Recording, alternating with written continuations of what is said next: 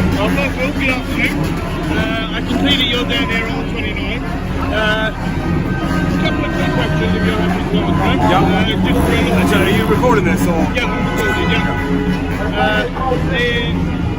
When you look at everything that's going on with UNCLOS, okay, do you think even with UNCLOS and Sadiq Khan, that the money that he is actually wasted with all the cameras and everything else, which I believe... Alright, buckle up. What starts as a calm conversation quickly spirals into claims of corruption, racism, and a full-blown call for political upheaval. This isn't just talk, it's political warfare with legal undertones. Let's break it down. Yeah, it's a multi-million figure, we don't know, but look, there's a thing in business. The first loss is the best loss. So, you've got to cut your losses. You can't just keep doing something because, you've spent the first amount of money. Look, this is a disaster. It's bad for Londoners, it's bad for businesses, it's bad for visitors to London. Khan is truly destroying London. It's an absolute outrage. He's lied to us.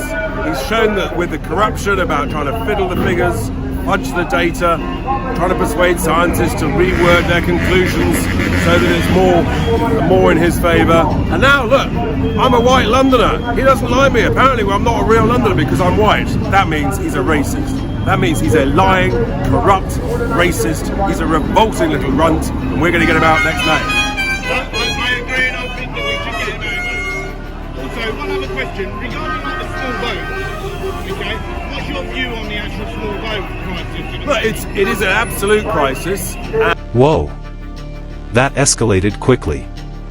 From policy criticism to name-calling and allegations of racism, did we just witness a political nuke go off?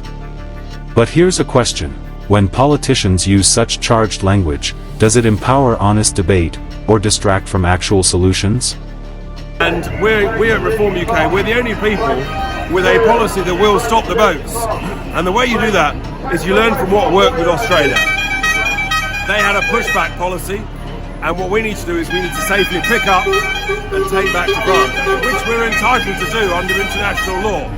The 1974 Safety of Life at Sea, and then the 1982 UN Convention on the Law at Sea. There are clauses within those two treaties that allow us to pick up and take back. We're the only party with the courage, with the leadership, with the determination that will actually do that, and that will stop the boats. It would stop the boats within a fortnight, but no one else will do it. Quick legal unpacking here. The 1974 SOLAS and the 1982 UNCLOS treaties do allow certain maritime interventions, but the interpretation? Highly debated. This isn't just policy, it's international law colliding with human rights and diplomacy. And this speaker's confidence? Not shared by everyone in Parliament. All this waffle, and I'll tell you why. Because the vested interests on this side of the channel are making billions of pounds of profits out of this boats crisis. It's an absolute outrage. Only Reform UK will stop it. That's cool. And then one other thing. I don't know if you're aware, but the Metropolitan Police actually came out with a statement saying that they will actually do whatever it takes, okay, to actually prevent a lot of things to do with UNCLOS. Okay, and I know even with different police forces, in which, like to do with the small boat crisis, the way that the police are actually doing stuff that they should not be getting involved in. Okay, so what's your view on the way that the police actually step in on things that don't work now? We all want to support the police. They've got a difficult job in many, many areas. And in some areas they get stuff right. In too many areas, because of bad woke leadership, they're getting stuff wrong. But we need to help them to get some absolute courage and to act like the police officers that we used to know, used to do their job. The fundamental thing is we need them out on the streets, preventing crime, spotting the wrong uns, and that's how you do it. So they've got to prevent crime, they've got to catch criminals, and then we've got to have a justice system that bangs them up. We don't want criminals on the streets. We've got to lock them up. In many cases, throw away the key for a very long time. Get rid of the soft touch. Yeah, you've got actually been applied.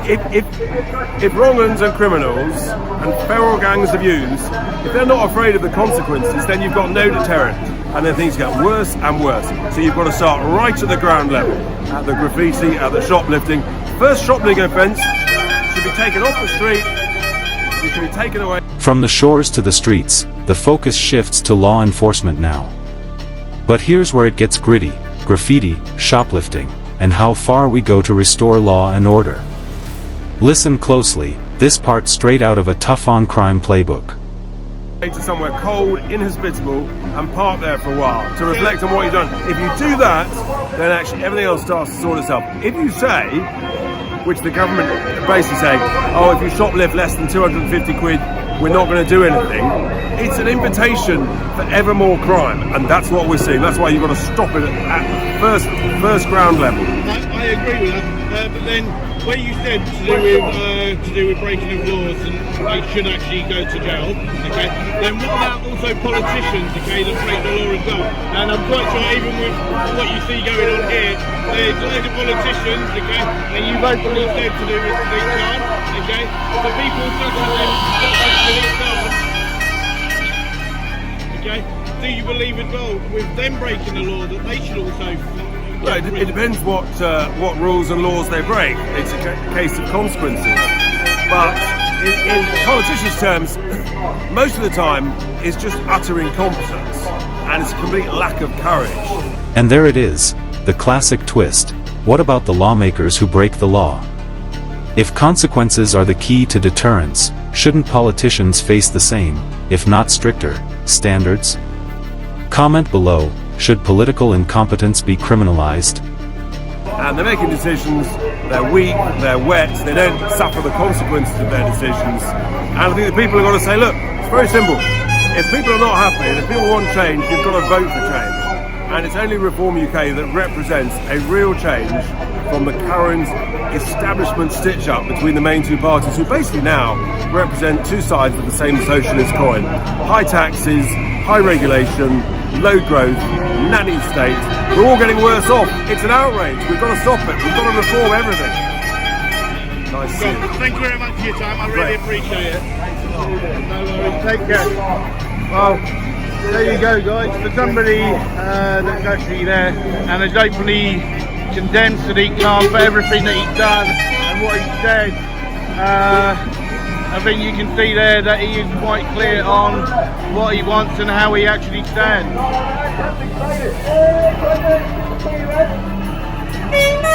So you've got people then walking along with an actual coffee.